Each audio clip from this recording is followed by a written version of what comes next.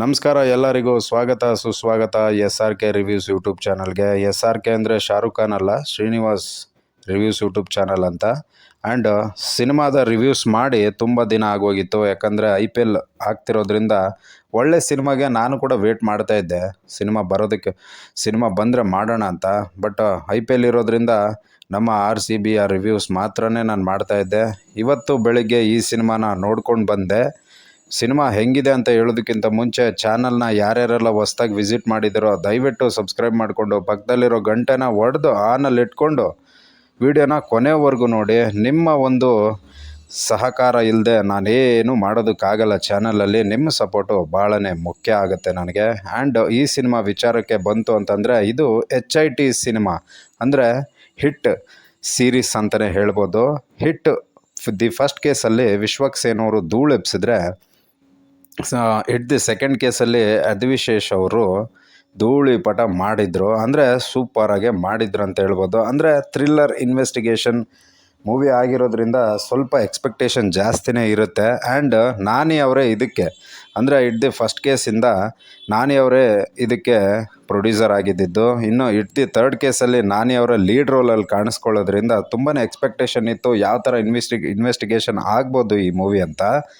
But ಈ movie ನೋಡಿದ ಮೇಲೆ ಎಕ್ಸ್ಟ್ರಾಡಿನರಿ, ಅಂದರೆ ಈ ಥರ ಮೂವೀಸ್ ಬರೋದು ತುಂಬ ಕಮ್ಮಿ ಅಂತಲೇ ಹೇಳ್ಬೋದು. ಸಿಕ್ಕಾಪಟ್ಟೆ ಕಮ್ಮಿ, ಅಷ್ಟು ಇಂಟೆನ್ಸಿಟಿ ಆಗಿದೆ. ಪ್ರತಿಯೊಂದು ಮಿಸ್ಟ್ರಿ ಥ್ರಿಲ್ಲಿಂಗು ನಿಮಗೆ ಮೈ ಜುಮ್ ಅನಿಸುತ್ತೆ. ಆ ಥರ ಒಂದು ಇನ್ವೆಸ್ಟಿಗೇಷನ್ ಇರೋದ್ರಿದ್ರಲ್ಲಿ ಅಂದರೆ ಸ್ವಲ್ಪ ಡಿಫ್ರೆಂಟಾಗಿ ತೋರಿಸಿದ್ದಾರೆ. ಡಾರ್ಕ್ ವೆಬ್ಸೈಟ್ನಲ್ಲಿ ಏನೇನೆಲ್ಲ ಮಾಡ್ಬೋದು, ಅದರಿಂದ ಏನೇನೆಲ್ಲ ಡಿಸ್ಅಡ್ವಾಂಟೇಜಸ್ ಇದೆ, ಅದನ್ನು ಯಾವ ಥರ ಫಾಲೋ ಮಾಡಬೇಕು, ಅದನ್ನು ಇನ್ವೆಸ್ಟಿಗೇಷನ್ ಎಕ್ಸಿಕ್ಯೂಷನ್ ಯಾವ ಥರ ಮಾಡಬೇಕು ಅನ್ನೋದನ್ನು ಕರೆಕ್ಟಾಗಿ ತೋರಿಸ್ಕೊಟ್ಟಿದ್ದಾರೆ. ಆ್ಯಂಡ್ ನಮ್ಮ KGF ಹೀರೋಯಿನೇ ಇದರಲ್ಲಿ ಅವ್ರಿಗೆ ಹೀರೋಯಿನ್ ಆಗಿರೋದು. ನೆಕ್ಸ್ಟ್ ಲೆವೆಲ್ ಆ್ಯಕ್ಟಿಂಗ್ ಅಂತಲೇ ಹೇಳ್ಬೋದು. ಪ್ರತಿಯೊಂದು ಕ್ಯಾರೆಕ್ಟ್ರಿಗೆ ಕೂಡ ಒಂದು ಜೀವ ಇದೆ ಇದರಲ್ಲಿ, ತುಂಬಾ ಪಾಸಿಟಿವ್ ಜೀವ ಅಂತ ಹೇಳ್ಬೋದು. ಫಸ್ಟು ಸ್ಟಾರ್ಟ್ ಆದಾಗಿಂದ ಇಂಟರ್ವ್ಯೂಲ್ವರೆಗೂ ಸ್ವಲ್ಪ ನಿಮಗೆ ತಲೆಯಲ್ಲಿ ಹುಳ ಬಿಡ್ತಾರೆ, ಅಂದರೆ ಅಷ್ಟು ಸಖತ್ತಾಗಿದೆ. ಯಾವುದು ನಿಮಗೆ ಬೋರ್ ಅಂತಲೇ ಅನಿಸೋದಿಲ್ಲ.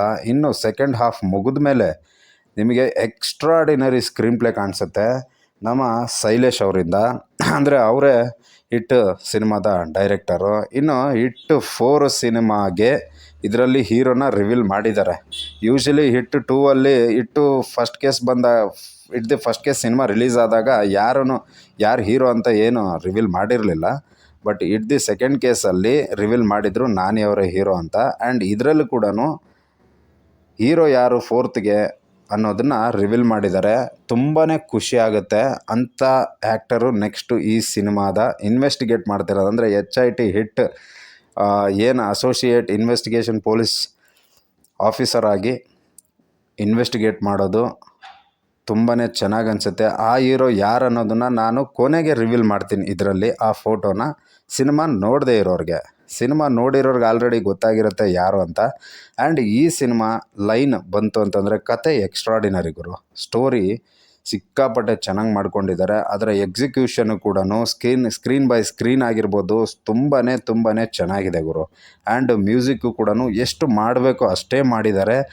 ಎಕ್ಸ್ಟ್ರಾಡಿನರಿ ಎಲಿವೇಶನ್ ಸೀನ್ಸ್ ಮಾತ್ರ ನೆಕ್ಸ್ಟ್ ಲೆವೆಲ್ ಅನ್ಬೋದು. ಸ್ವಲ್ಪ ಇದರಲ್ಲೇ ನಮ್ಮ ಹೀರೋ ಸೈಕೋ ಅಂತ ಅನಿಸುತ್ತೆ ನಿಮಗೆ ಫಸ್ಟ್ ಹಾಫಲ್ಲಿ, ಆದರೆ ಸೆಕೆಂಡ್ ಹಾಫಲ್ಲಿ ಗೊತ್ತಾಗುತ್ತೆ ನಿಮಗೆ ಅದು ಯಾಕೆ ಏನು ಅನ್ನೋದನ್ನು. ವಂಡರ್ಫುಲ್ ಮೂವಿ ಅಂತ ಹೇಳ್ಬೋದು. ತುಂಬಾ ಕಡಿಮೆ ಬರುತ್ತೆ. ಥಿಯೇಟರ್ಗೆ ಹೋಗಿ ಈ ಸಿನಿಮಾನ ಎಲ್ಲರೂ ವಿಸಿಟ್ ನೋಡಿ ಅಂತ ನಾನು ಹೇಳ್ತೀನಿ ನಿಮಗೆ. ತುಂಬಾ ಚೆನ್ನಾಗಿರುವಂಥ ಒಂದು ಮೂವಿ. ಆ ಎಕ್ಸಿಕ್ಯೂಷನ್ ಕೂಡ ನೆಕ್ಸ್ಟ್ ಲೆವೆಲ್ ಅಂತ ಹೇಳ್ಬೋದು. ಆ್ಯಂಡ್ ಈ ಹಿಂದೆ ಬಂದಂತಹ 1, 2 ಏನಿದೆಯೋ ಅದೇ ಥರನೇ ಇಂಟೆನ್ಸಿಟಿನ ಹುಟ್ಟಾಕುವಂಥ ಒಂದು ಸಿನಿಮಾ ಆಗಿದೆ ಇದು.